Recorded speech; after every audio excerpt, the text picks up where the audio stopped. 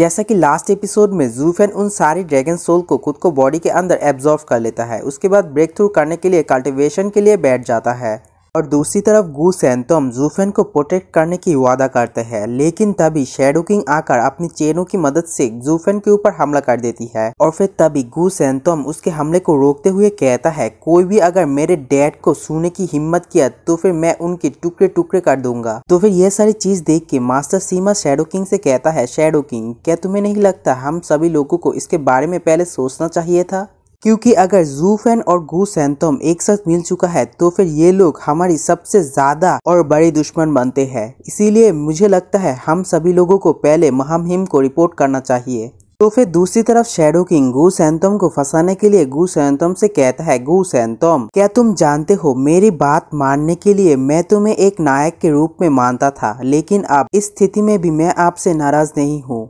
लेकिन मैं कभी भी नहीं सोचा था तुम इतने घृणित और मनहूस होगे।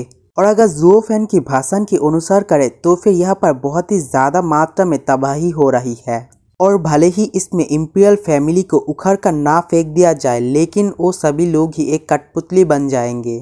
तो फिर ये उनकी जमीनें लूटने से किस प्रकार भिन्न है। गू सैंतोम अगर तुम्हारे पास अभी भी कोई शालीनता बचा है तो फिर अब अभी इसी समय में तुम इंपीरियल फैमिली की जमीनों को बचाने के लिए ज़ूफेन के खिलाफ जाओगे और अपना वादा निभाने के लिए इसके अंदर जो भी आता है उन छोटी मोटी चीजों को नजरअंदाज कर ले। क्या ये ऐसा नहीं है एक सम्मानित व्यक्ति खुद कैसा आचरण करती है और अपनी वादा को निभाती है।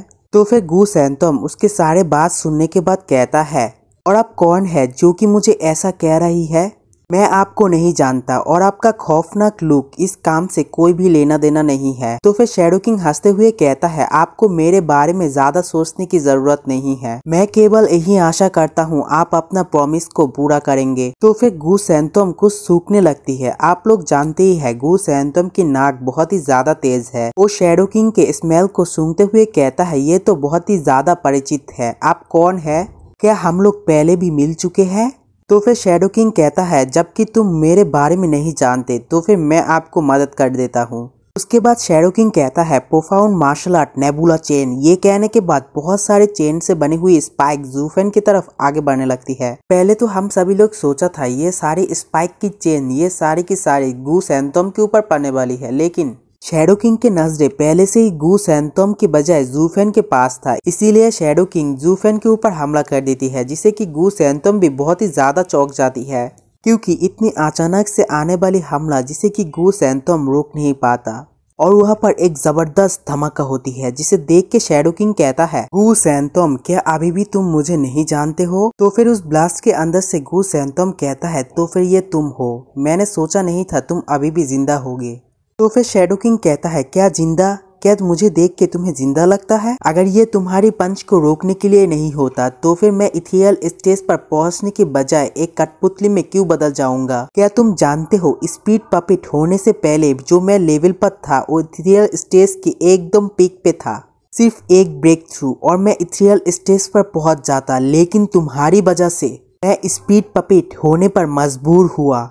अब तो मैं ना एक इंसान रह चुका हूँ या फिर एक छाया। अब जब भी मैं इसके बारे में सोचता हूँ तो फिर मैं तुम्हारे लिए इतना ज्यादा क्रोधित महसूस करता हूँ जो तुम सोच भी नहीं सकते, लेकिन मैं फिर भी तुम्हारे ऊपर नफरत नहीं करता क्योंकि तुम हमेशा अपनी बातों पर कायम रहते हो, लेकिन अब ऐसा नहीं है। जिसे सुनकर गू सैंतोम जोर से चीखते हुए कहता है, मैं अभी भी मेरे बात का पक्का हूँ। तो फिर शैडो किंग कहता है, नहीं आप ऐसा नहीं है, बल्कि आपको एक रास्ता मिल चुका है जिससे कि आप इससे छुटकारा पा सकते हैं। क्या आपके गॉडफादर ने आपको न्याय और वफादारी के बारे में नहीं सिखाया। क्या आप इसकी बात सुनकर उनसे मुंह मोड़ने जा रहे हैं। जरा सोच कर देखो ज़ूफेन तुमको किस बात पर चलने पर मजबूर कर रहा है। सोचो जरा गू सैंतोम, सोचो। तो फिर ये सारी चीज को देख के मास्टर सीमा सोचता है, शैडो किंग की असली पहचान ये है। ये तो वाकई में बहुत ही ज्यादा चालबाज निकला। तो फिर गू सैंतोम को सोचता हुआ देख के शैडो किंग मन के अंदर कहता है उसे कंट्रोल करना और धोखा देना ये तो बहुत ही ज्यादा आसान है, ये तो अभी तक बच्चा है। तभी कोई कहता है ग्रेट शैडो किंग जो कि तियानो के अंदर सर्वश्रेष्ठ है, उसने बच्चे को ये दूसरी बार धोखा देने के लिए परोपकार और धार्मिकता के जैसे एक घटिया टेक्निक का इस्तेमाल किया। तो फिर ये और कोई नहीं बल्कि ज़ूफेन होता है। उसकी कल्टीवेशन कंप्लीट हो चुका था। वो ब्रेक थ्रू करने के बाद शैडो किंग से कहता है कि एक सच्चा आदमी इसी तरह बच्चे को धोखा देने के लिए काम करता है और दूसरे की वादे के ऊपर बात करने से पहले क्या तुम्हें खुद को स्वयं सीधा नहीं करना चाहिए? शैडो किंग कहता है ज़ूफेन दुष्ट कमीने कही के मुझे नहीं पता तुम गू सैंतोम को धोखा देने के लिए किस शब्द का इस्तेमाल किया, पता नहीं तुमने उसके साथ कौन सी काल्पनिक बातें किए होंगे, लेकिन उसके पहले वाले गॉडफादर एक विद्वान और सिद्धांत वाले व्यक्ति थे जिसने अपने बच्चे को सदाचार और सम्मानित होने की शिक्षा दी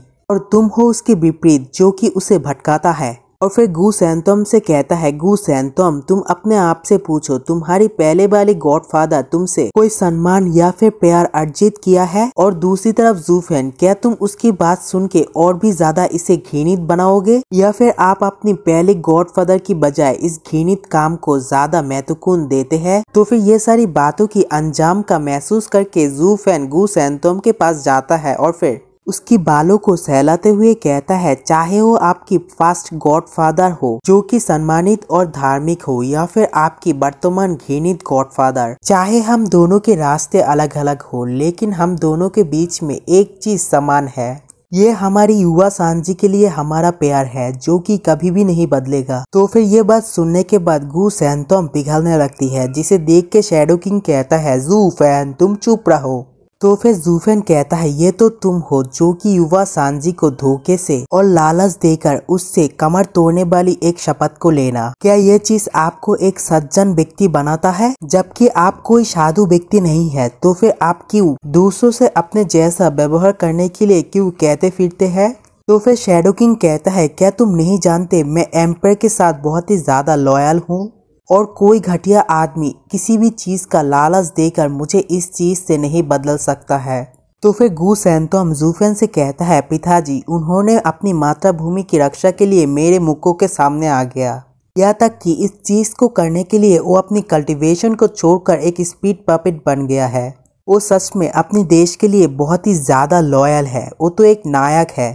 तो फिर ज़ूफेन कहता है युवा सांजी मैं उसके ऊपर कभी भी उसकी लॉयल्टी और संकल्प के ऊपर कभी भी संदेह नहीं किया, लेकिन उसके अंदर ऐसा कुछ भी नहीं है जो कि उसे सज्जन बनाता है। ये तो मेरे लिए एक घटिया मजाक से ज्यादा कुछ भी नहीं है। इस दुनिया में बहुत सारे लोग ताकतवर बनने के लिए वफादारी के जैसे बहुत सारी चीजों का मदद लेकर कार्य किया है, और क्या तुम्हें लगता है ये वफादारी है? क्या वो सभी लोग बिना किसी शर्म के कह सकता है उनकी पीठ सीधी है और उनका दिल धर्मी है और दूसरों को शपथ देने के लिए उन्हीं शब्दों का इस्तेमाल करता है?